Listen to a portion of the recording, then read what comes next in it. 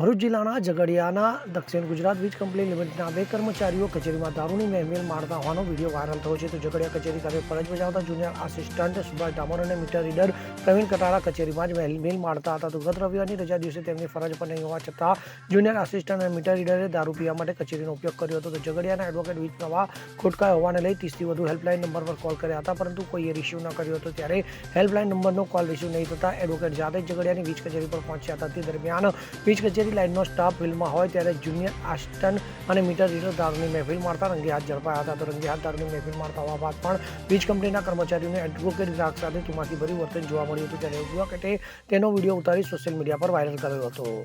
જીતુ રાણા સાથે CN24 news Bharuch. હવે જુઓ દેશ દુનિયાની તમામ ખબરો તમારી આંગળીના ટેરવે. ઉઠાવો મોબાઈલ અને Google Play Store પરથી ડાઉનલોડ કરો અમારી CN24 ન્યૂઝ મોબાઈલ એપ.